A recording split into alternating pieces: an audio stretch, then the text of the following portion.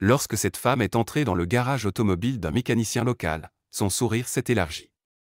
Elle semblait être une femme gentille qui avait simplement besoin qu'on vérifie sa voiture pour un entretien. Une cible facile, murmura-t-il pendant qu'elle était distraite. Mais cette arnaque allait très mal tourner, car le lendemain, tout allait changer.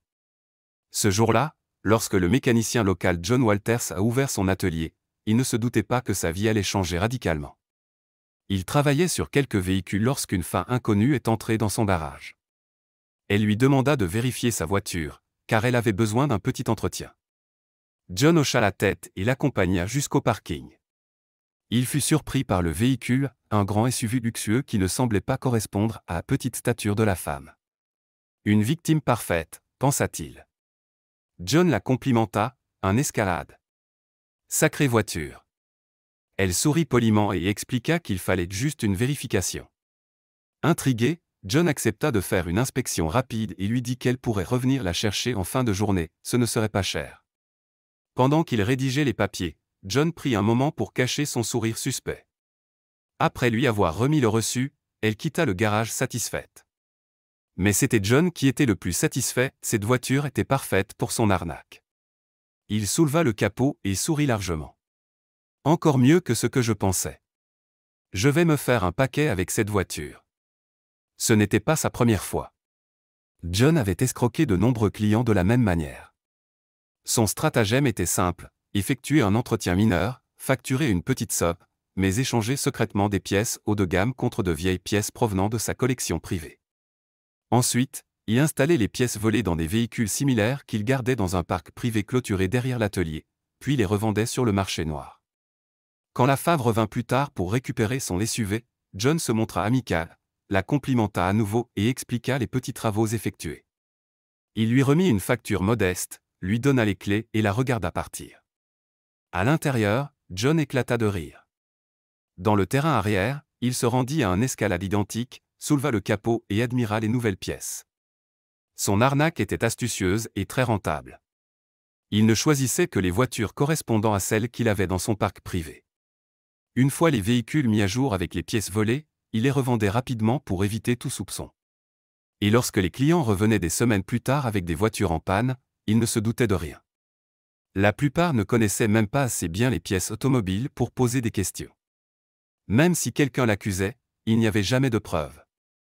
Il faisait tourner les pièces volées rapidement, ne gardant jamais les voitures modifiées trop longtemps. Certains clients revenaient même pour faire réparer leur voiture, le payant une seconde fois pour un problème qu'il avait lui-même causé.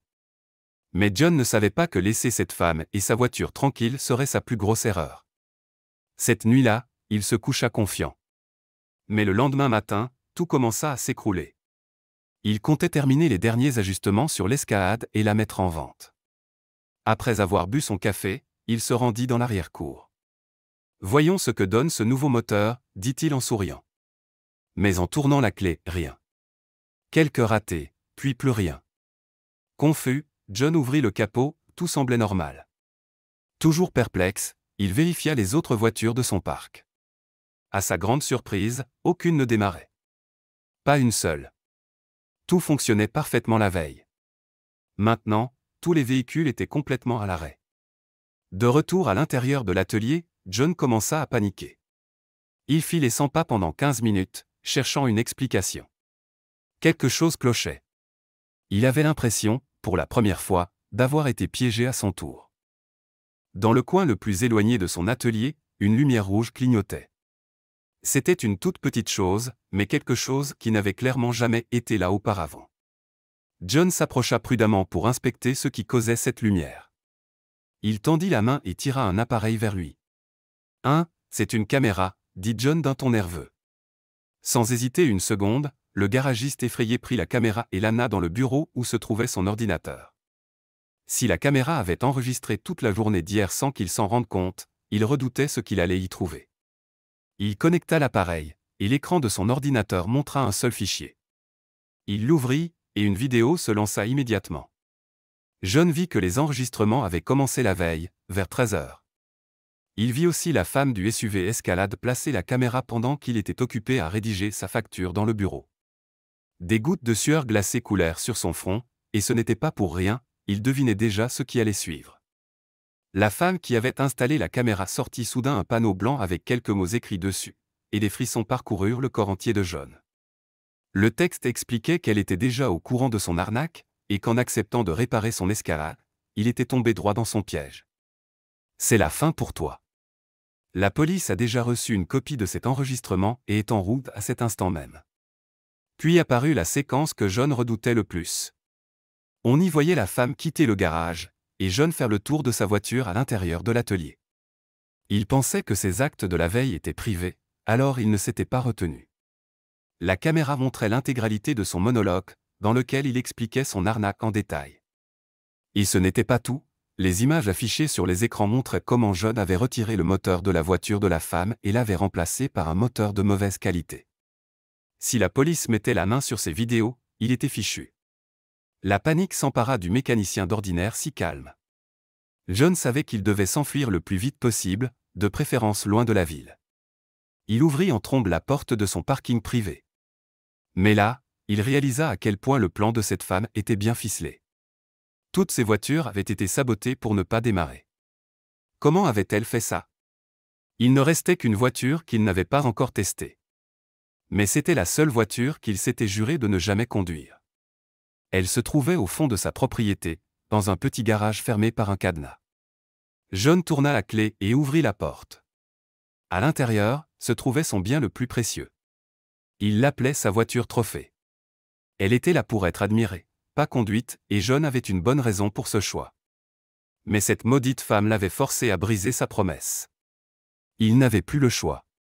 John savait que le seul moyen de fuir et de garder une longueur d'avance sur la police était de démarrer cette voiture et de s'enfuir.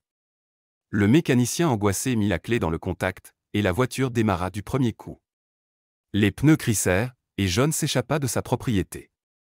Je peux m'éloigner d'ici avant que quiconque ne remarque ma fuite, pensa-t-il. John était presque arrivé sur la route principale avec son précieux véhicule, quand soudain, la sortie fut totalement bloquée. Des voitures de police surgirent de tous les côtés, bouchant toutes les issues possibles. En quelques minutes, John fut arrêté, et sa voiture fut saisie.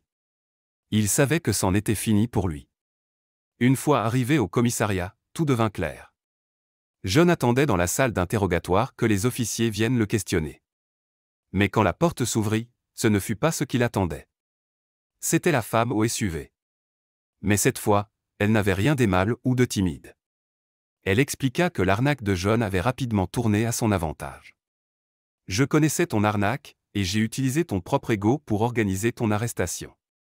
Je le savais parce que tu as fait la même chose à mon frère la semaine dernière. Et personne ne touche à la famille d'un flic. » La femme révéla alors son identité, Danny Wilkins, détective dans ce même commissariat. Depuis que John avait escroqué son frère, elle avait fait de lui sa cible principale. Il me manquait seulement des preuves solides pour que l'arrestation tienne, et tu es tombé dans le piège à la perfection. Voilà comment je t'ai piégé. Danny utilisa ses connexions policières pour emprunter un escalade élégant à la fourrière. Un modèle suffisamment beau pour attirer l'attention de John. Ensuite, il suffisait de se présenter à son garage, sachant que ce genre de voiture serait irrésistible pour lui. Danny attendit que John quitte le rez-de-chaussée du garage et installa une caméra dans un coin de la pièce. Elle comptait sur l'ego de John pour qu'il ne la remarque pas. Mais il lui fallait aussi un moyen de provoquer la panique chez lui. C'est pourquoi elle obtint la permission du chef de police pour entrer sur la propriété de John Lanny. Avec d'autres agents, elle plaça des dispositifs de blocage sous les moteurs de toutes ses voitures. Elle montra alors à John, abasourdi, un petit appareil. Il s'attache sous le moteur grâce à un aimant et bloque tous les signaux de transmission, rendant impossible tout démarrage. Elle ajouta qu'elle connaissait aussi l'existence de la voiture trophée de John, et qu'elle avait délibérément choisi de ne pas y toucher. La voiture trophée de John était un patchwork de toutes ces arnaques des dernières années. À chaque fois qu'il démontait une voiture, il en récupérait une pièce qu'il ajoutait à sa précieuse voiture. Voilà pourquoi elle était cachée. Voilà pourquoi il avait juré de ne jamais la conduire. C'était le seul lien concret avec tous ces vols. Mais grâce au plan de Danny, John avait conduit lui-même cette preuve jusqu'à la police. Ce geste avait scellé son destin. Une fois John derrière les barreaux, son garage fut vendu par la municipalité, et l'argent fut redistribué à toutes ses victimes. Le frère de Danny retrouva tout ce qu'il avait perdu grâce à la vente du garage. Quant à l'escalade confisquée, elle fut offerte à Dany en récompense pour son service, et elle la donna à son frère. Merci infiniment d'avoir regardé. Si cette vidéo vous a plu, n'oubliez pas de laisser un like, de vous abonner, et d'activer la cloche pour ne jamais manquer d'autres histoires incroyables comme celle-ci.